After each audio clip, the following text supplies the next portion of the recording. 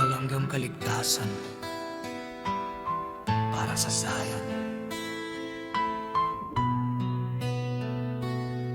Makinig kayo sa akin, kayong naghahangad ng katuwiran at sumasampalataya sa Yahweh. Tingnan ninyo ang batong pinagmulan ninyo at ang hukay na pinagtapasan ninyo. Tingnan ninyo si Abraham na inyong ama at kay Sarah na nanganak sa inyo. Nang tawagin ko siya, siya ay nag-isa lamang, ngunit pinagpala ko siya at pinarami.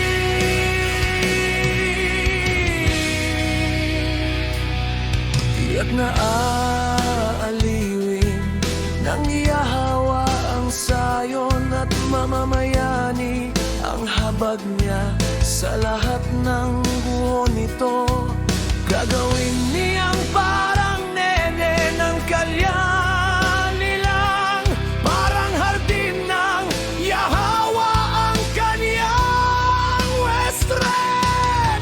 Matatagpuan sa kanya ang kagalakan at kasayahan, pasasalamat at awitan.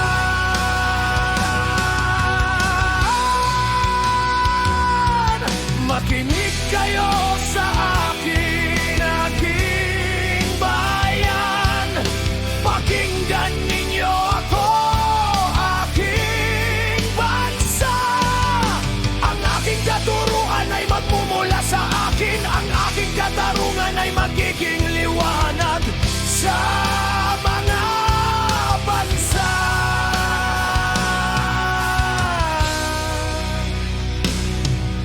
Ang aking katuwiran ay malapit na, ang aking kaligtasan ay paparating na, at ang aking bisig ay magtataguyod ng katarungan sa mga bansa.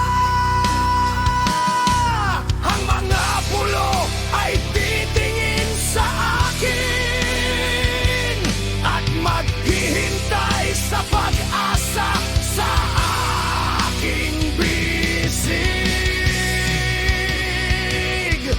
Itaas ninyo ang inyong mga mata sa langit. Tingnan ninyo ang lupa sa ibaba. Ang langit ay maglalaho na parang usok.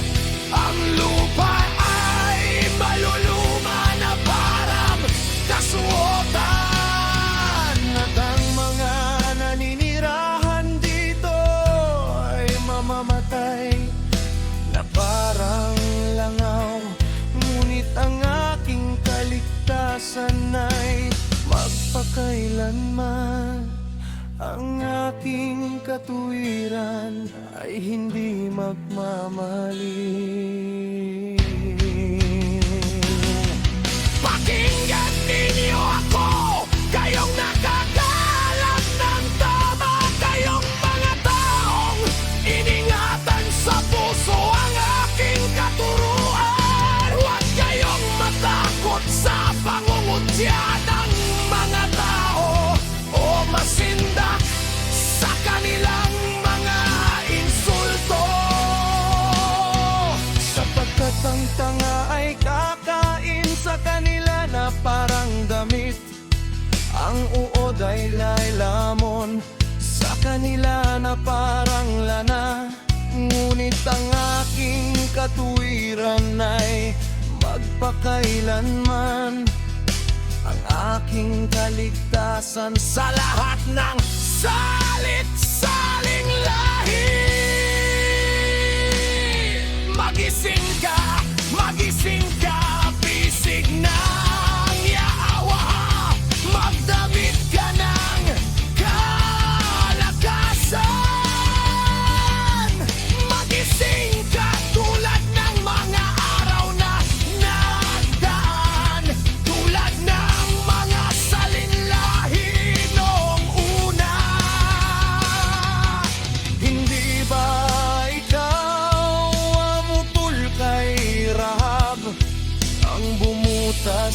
sa halimaw na iyon.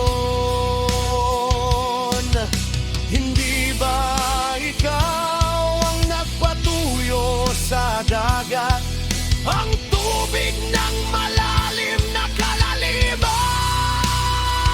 ang gumawa ng daan sa kalaliman ng dagat, upang ang mga tinubos ay makatawid.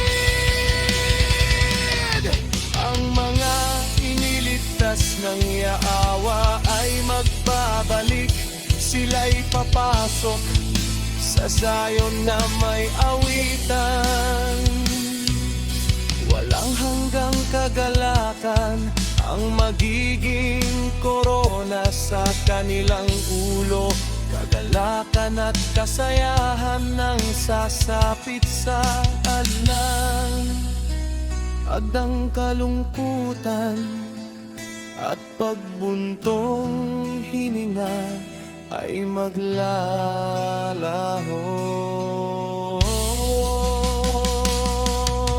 Okno, ako mismo ang siyang umaalib sa inyo. Sino ka upang matakot sa mga taong may kamatayan? Mga tao na paramdam mo lamang